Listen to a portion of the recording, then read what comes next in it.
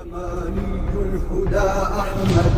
بحبك تاهت الأفكار وأنصار لك سجد وكالآساد في الأسطار يماني. منتظر امام محمد بن الحسن عسکری علیہ السلام کے ہم جانتے ہیں کہ وہ غیبت الکبریٰ میں ہیں، ہم جانتے ہیں کہ ان کا ظہور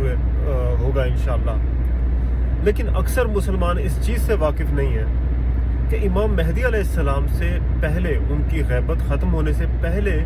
ان کی اہل بیت میں سے ایک نوجوان ظاہر ہوگا، ایک مرد ظاہر ہوگا جو خروج کرے گا۔ میں آپ کے ساتھ حدیث شیئر کرتا ہوں جس میں امام علی علیہ السلام فرماتے ہیں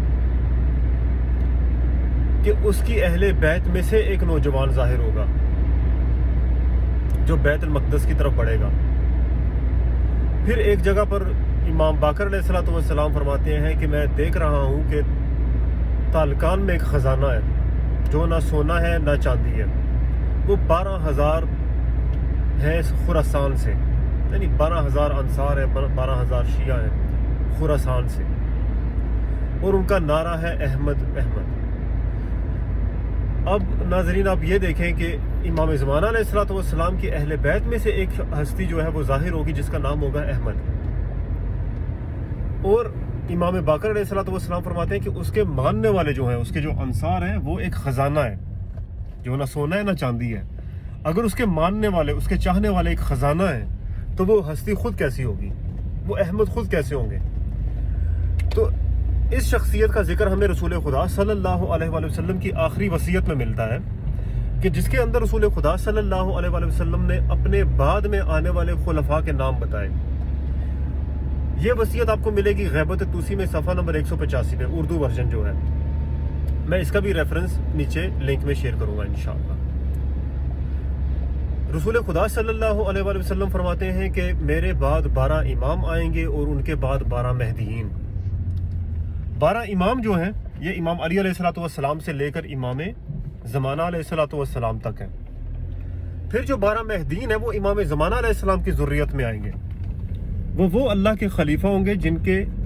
جد امام زمانہ علیہ السلام ہیں۔ اور جو پہلے مہدی ہیں ان کا ذکر کرتے ہوئے رسول خدا صلی اللہ علیہ وآلہ وسلم فرماتے ہیں کہ پہلے مہدی کے 3 نام ہیں، ایک میرا نام، ایک میرے والد کا نام یعنی عبداللہ اور احمد، اور اس کا تیسرا نام مہدی ہوگا، اور وہ اول المؤمنین ہوگا، وہ سب سے زیادہ قریبی ہوگا امام زمانہ علیہ السلام کے۔ تو جو میں نے حدیث پہلے آپ کے ساتھ شیئر کی کہ تالکان میں ایک خزانہ ہے جو نہ سونا ہے نہ چاندی ہے، 12,000 ہیں خراسان سے، اور ان کا نعرہ ہے احمد احمد۔ یہ وہی شخصیت ہے ناظرین احمد جس کا ذکر رسول خدا صلی اللہ علیہ وآلہ وسلم نے اپنی وصیت میں کیا، کیونکہ ہمیں فرامین آل محمد میں اس احمد کے علاوہ کوئی اور احمد ایسا ملتا نہیں جو اللہ کا خلیفہ ہو، جو لیڈر ہو، جو معصوم ہو، جو حجت خدا ہو۔ تو یہ جو حجت ہے، یہ جو شخصیت ہے، یہ اس وقت عراق میں موجود ہے، یہ ظہور فرما چکے ہیں اور لوگوں کو امام زمانہ علیہ السلام کے ظہور کی راہ ہموار کرنے کے لیے دعوت دے رہے ہیں، اور ہماری آپ سے یہ ریکویسٹ ہے کہ آپ اس دعوت کے اوپر تحقیق کریں، کمنٹ سیکشن میں آپ سوال کریں، ہمارے الگ الگ پلیٹ فارمز ہیں جہاں پر آپ کی ہیلپ ہوگی، جتنے بھی آپ کے سوال ہیں ان کے جواب دیے جائیں گے انشاءاللہ قرآن اور فرامین آل محمد علیہ السلام سے۔ تو آپ اس چیز میں سستی نہ کریں، کیونکہ یہ شخصیت ہمارے لیے اسی طرح ہے جیسے مسلم بن عقیل علیہ السلام تھے حسین علیہ السلام کی طرف سے، وہ سفیر حسین علیہ السلام تھے اور یہ سفیر امام زمانہ علیہ السلام ہے۔ امام زمانہ علیہ السلام کی نسبت ہونے کی وجہ سے انہیں آپ اہمیت دیں، اسی طرح جس طرح مسلم بن عقیل علیہ السلام پر ہماری جانیں قربان ہو، انہیں ہم نسبت دیتے ہیں امام حسین علیہ السلام کے ساتھ، اور اسی وجہ سے ہم چاہتے تھے کہ اگر ہم اس زمانے میں ہوتے تو ہم یقیناً مسلم بن عقیل علیہ السلام کو اس طرح شہید نہیں ہونے دیتے۔ آج اس زمانے کے مسلم بھی آپ کے درمیان موجود ہیں، وہ اس وقت عراق میں موجود ہیں، تو آپ کو اپنی نصرت کے لیے بلا رہے ہیں، الفاظ وہی ہیں، حل من ناصر ینصرنا، اور وہ آپ کے منتظر ہے کہ آپ کس طرح آگے بڑھیں گے اور اس دعوت کو کیسے سیریس لیں گے اور کتنا جلد آپ اس دعوت پہ لبیک کہیں گے۔ سلامت رہیں، خوش رہیں، آباد رہیں، دعاؤں میں یاد رکھیے گا۔ فی امان۔